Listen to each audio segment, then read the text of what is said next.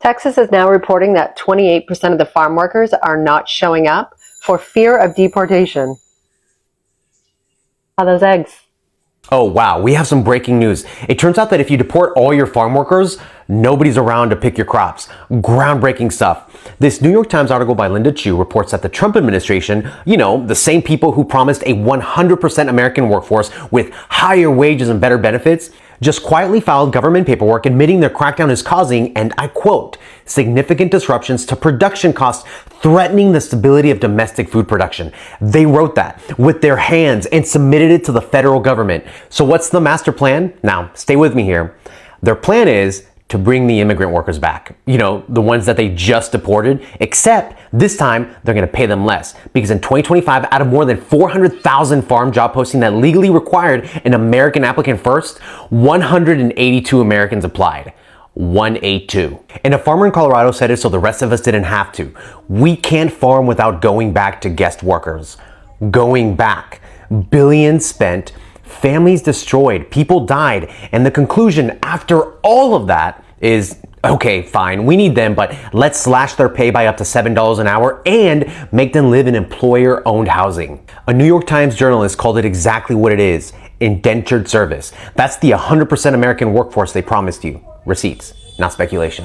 All these damn illegal aliens taking over American jobs, it ain't right because they're all criminals, That's why we need a strong leader that'll put Americans first. That's why I voted for him, because he said he's going to deport all them illegal aliens, okay? Because I'm a proud American farmer.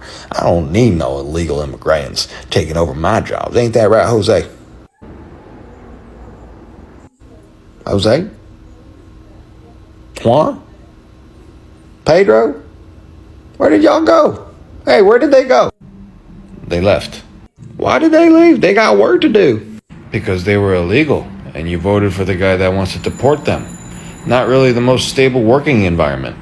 What? But I need their cheap labor to make my thin profit margins to make sense financially. Well, you should have thought about that, because now you're going to have to hire Americans, and they're going to unionize and ask for higher wages and eat into those profit margins. But are you saying that I have to face the consequences of my own actions? Because we can't afford this. We're all going to be bankrupt in 2 quarters. Funny how life works that way. It's Joe from Georgia, so this is news out of Texas. But folks, these are alarm bells ringing for the entire United States. And our government is not listening. Overnight, multiple farms in the state of Texas completely shut down. And the reason for this shutdown was because they have lost almost 100% of their workforce. Now, we know this is the result of the immigration raids and stricter enforcement, but the ripple effect is going to be felt all the way across this country. Now, you've got crops that are rotting in the fields. You have livestock that is not being attended to at all, and that takes a lot of personnel. And we're talking, so now we're getting every area of food to include meat. And the communities that surround these farms, those businesses and those people who depend on the income from these farms, it's creating disasters for small communities in Texas. Now, this is not stopping at Texas farms. This is going to end up all the way across America, especially in the breadbasket, the middle of the nation, because they have tons of immigrant help. But folks, the alarm bells are ringing. Your food on your plate is being affected. So you got to think about it. It won't be soon until either prices go ridiculously high or you just won't have any food to buy. Sometimes the people closest to you only love you when you stay useful. The moment you stop sacrificing for them, suddenly you become the problem. And honestly, that's exactly what this story is about. This was never really about Christmas, and it definitely wasn't about a 9-month-old baby making people uncomfortable. A baby doesn't create tension. A baby exposes tension that already existed. The truth is, some families become so comfortable with your kindness that they stop appreciating it.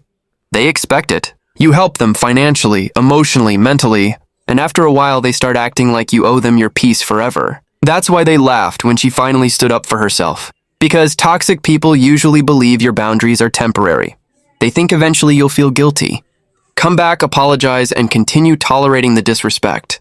But this time she walked away.